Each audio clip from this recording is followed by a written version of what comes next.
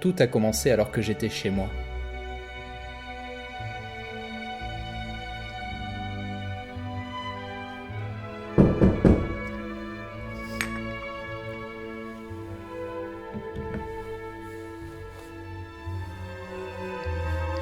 Oui, entrez.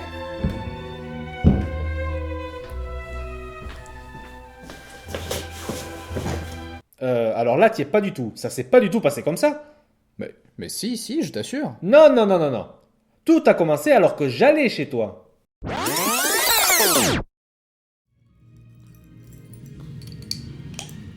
Mesdames et messieurs, bonjour, bienvenue à ceux qui rentrent avec la bière 563. Je suis bourré que si j'en bois.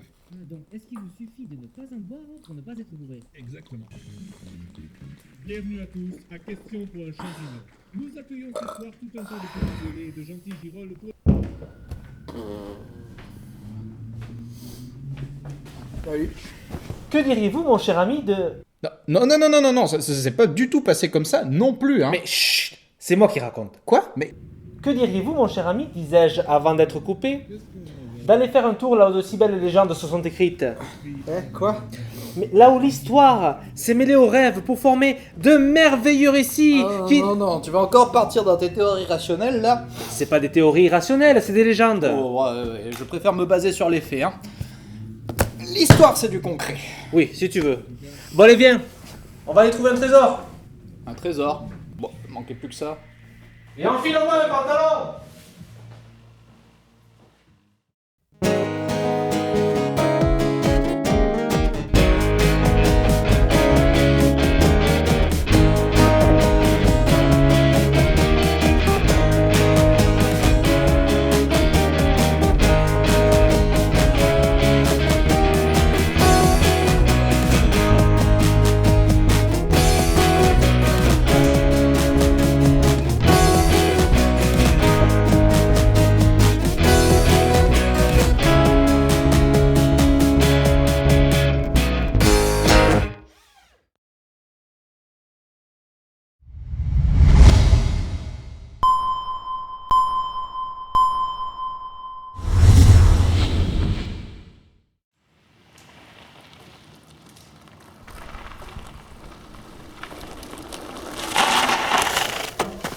Mais qu'est-ce que tu fais? Bah quoi?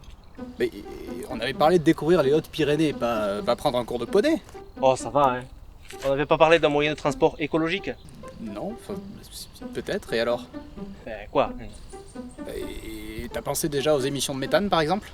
Tu feras moins le malin quand on sera sur des chemins de terre hein.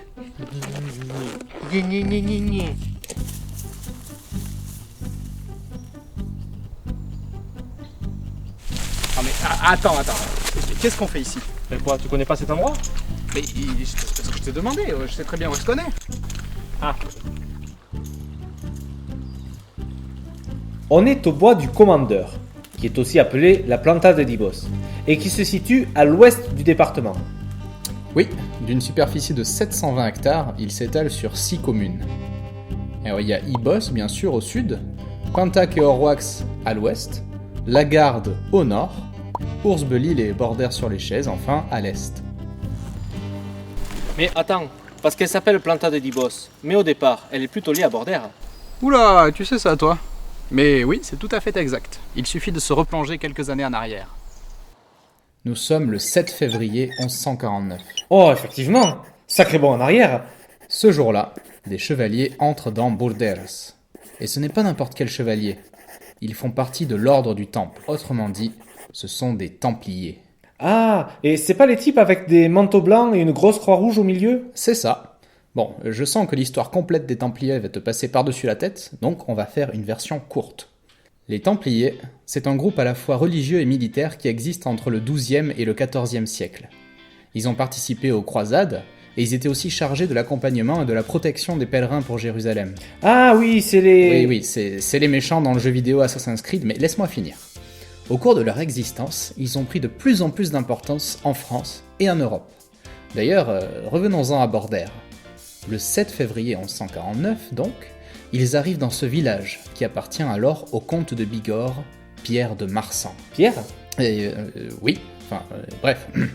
Ce même jour, au château de Lourdes, Pierre rencontre Pierre, mais c'est pas le même, puisqu'il s'agit de Pierre de Rosières, maître du temple en Provence. Et ce temple n'existe que depuis 20 ans. Mais quel est le rapport? Il y en a pas. Arnaud de Villeneuve, lui aussi templier, est également présent. Il assistera à un passage de témoin. Le comte de Marsan décide de céder son fief de Bordère à l'ordre du Temple. Incroyable. N'est-ce pas? La propriété des Templiers s'est ensuite étendue à partir de ce point-là, dans les alentours, suite à d'autres donations. Attends, mais pourquoi tu me parles de Templiers depuis tout à l'heure? Laisse-moi finir. Les Templiers sont plutôt séduits par la richesse des lieux et par les habitants. Ils décident donc de faire de Bordère l'un des principaux lieux d'influence du sud de la France. C'est pourquoi ils choisissent d'y construire une commanderie en 1175. Ah, et je crois que je vois où tu veux en venir. Mais, au fait, c'est quoi une commanderie? Une commanderie, c'est un monastère, mais où vivent des Templiers. Et elle sert en fait également de base à l'implantation des chevaliers. Elle permet notamment d'assurer le recrutement dans l'ordre et la formation des futurs Templiers. Et puis, ça sert aussi de centre pour récolter les richesses générées par les propriétés présentes tout autour. Bordère devient donc une base importante. Et à la tête d'une commanderie, eh bien, il y a un commandeur. Et c'est de là que vient le nom du bois. Exactement! Et ce qui est marrant, c'est qu'il y a encore des références à ça de nos jours. Il y a qu'à voir le blason de la ville. Ah ouais. Et du coup, comment ça s'est fini cette histoire de Templiers? Alors ça aussi, c'est pas simple. Je te fais la version abrégée. Au début du XIVe siècle, le roi de France c'est Philippe IV, le Bel. Et il aime pas trop les Templiers pour tout un tas de raisons, mais principalement parce qu'ils convoitent leur richesse et leur pouvoir, qui étaient devenus beaucoup trop importants. Alors, le 13 octobre 1307, vendredi 13, il fait arrêter tous les Templiers pour hérésie. Et à peine 6 années plus tard, le dernier commandeur de la commanderie de Bordère, qui était Bernard de Montégut, finit brûlé sur le bûcher à Auch. Et c'est la fin des Templiers de Bordère. Ouais. Donc ça, c'est la version courte. Oh oui! Et t'imagines même pas ce qu'il y a encore à raconter sur le sujet. Mais ça me dit toujours pas ce qu'on fait ici. Mais écoute, tu l'as dit toi-même, les bois appartenaient aux Templiers. Ouais. Templiers qui détenaient des richesses incroyables qui n'ont jamais été retrouvées. Ouais. Et donc, selon la légende, le trésor de la commanderie de Bordère se trouverait ici, dans ces bois. Et n'importe quoi, on dit ça de tous les endroits où il y a une commanderie. Ouais, mais là c'est vrai. Allez, viens. Ça m'étonnerait.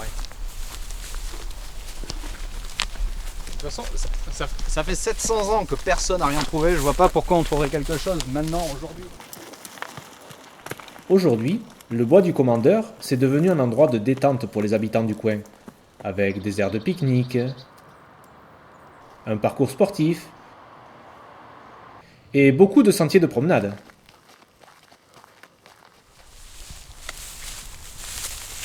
Et selon mes calculs, c'est là que le trésor des Templiers est caché. Quoi? Mais arrête, lâche ça!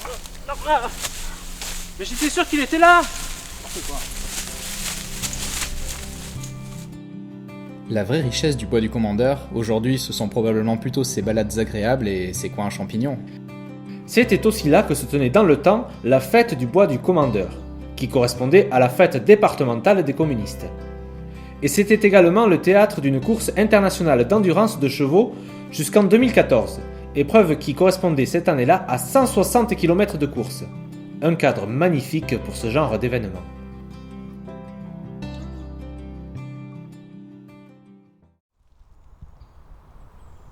En se promenant dans le bois et aux alentours, on remarque une structure bien intrigante. Tiens, je me suis toujours demandé ce que c'était. Ah, c'est une abbaye. Viens, on va aller voir.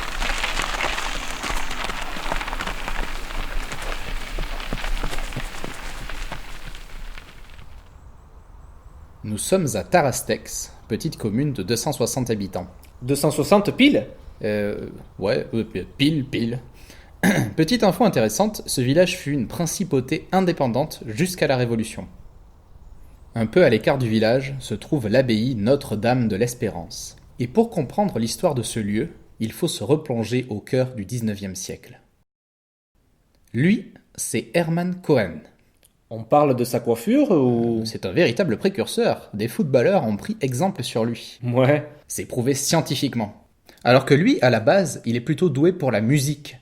Il est né en Allemagne, en 1820. Mais dès l'âge de 14 ans, il part à Paris pour devenir l'élève du fameux Franz Liszt, avec qui il se produit un peu partout en Europe. Rien à voir avec Schindler. Que... Oula non, rien à voir. Ah non, oui, je vois. Franz Liszt, c'est celui qui a composé cet air bien connu de Chopin.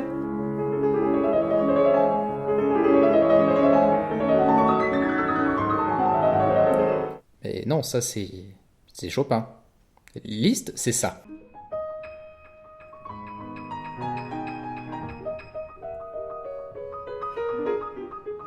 En 1847, il se convertit au catholicisme. Qui? Liszt? Mais non, Hermann Cohen.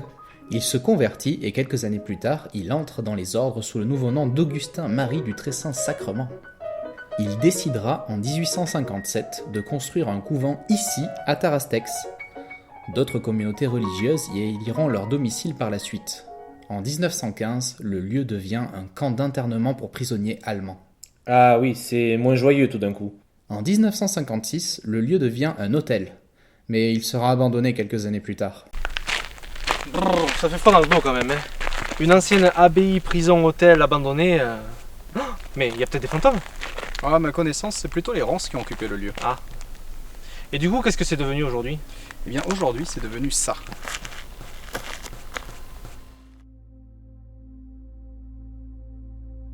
C'est en 1977 que la rénovation commence. Le père Jean-Claude Mercier arrive sur place et décide de réhabiliter le lieu jusqu'à en faire le monument que nous connaissons aujourd'hui. Ce passionné de botanique préfère les cactus aux ronces, vois-tu. Et pourtant, les deux piquent, hein. Aïe. Le bâtiment est surplombé d'un clocher de 60 mètres.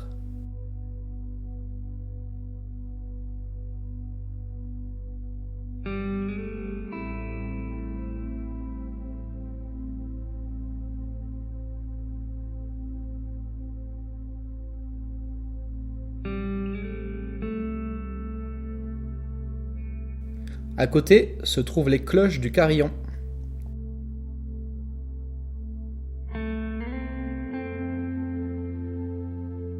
En visitant les lieux, on reconnaît facilement leur ancienne fonction d'ailleurs.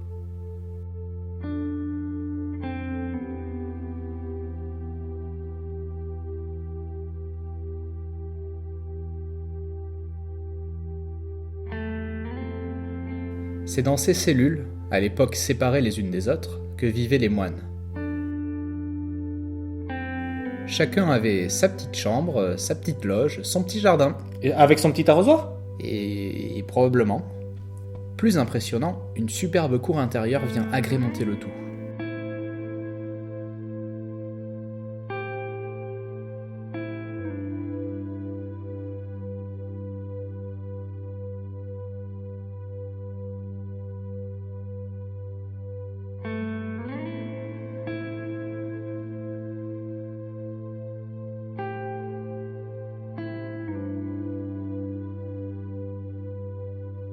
Mais le point d'orgue de l'abbaye, c'est la chapelle, avec sa magnifique rosace. Elle est en cours de rénovation, mais elle en jette quand même. Ah, c'est vrai que les couleurs sont magnifiques. Tout autour de la propriété, les jardins offrent un spectacle végétal évoluant au fil des saisons, avec cactus, arbres et arbustes. Avec un peu de chance, même en plein hiver, on peut avoir droit à un superbe trésor, de véritables oranges. Et le trésor des Templiers dans tout ça? Oh, l'abbaye est beaucoup trop récente pour l'avoir accueilli. Dans l'abbaye, oui. Mais en dessous.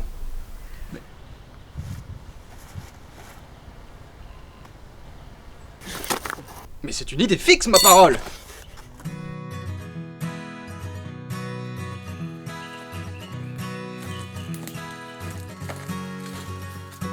Ah oui, et près de l'abbaye se trouve également l'ermitage du père Hermann. Bah, c'est quoi un ermitage? Et c'est le lieu de vie d'un ermite. Ermite, ermitage. Ah! Mais donc si je comprends... Non, ça n'a rien à voir avec Bernard. Bon ben, c'est pas aujourd'hui qu'on le trouvera notre trésor. Hein. Évidemment, qu'est-ce que tu t'attendais à trébucher dessus? Il y a personne qui a rien trouvé depuis des années. Et dis-moi, il y en a eu d'autres des commanderies? Ah ouais, il y en a eu plein, mais... Attends. Pourquoi tu veux savoir ça, toi?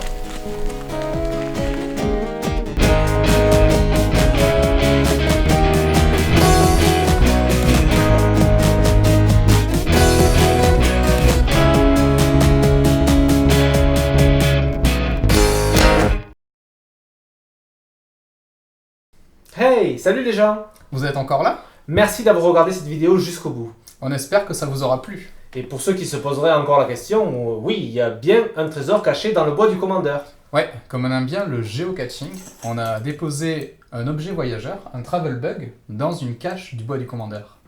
Le but, ce sera de lui faire visiter le plus de lieux possible liés à l'histoire des Templiers. On vous met un lien dans la description pour suivre son voyage. Exactement. Et si vous ne savez pas ce qu'est le géocaching, cette chasse au trésor mondiale gratuite, qui permet de retrouver des petites boîtes au trésor, on vous met également le lien dans la description. Bonne chance! Et bon voyage!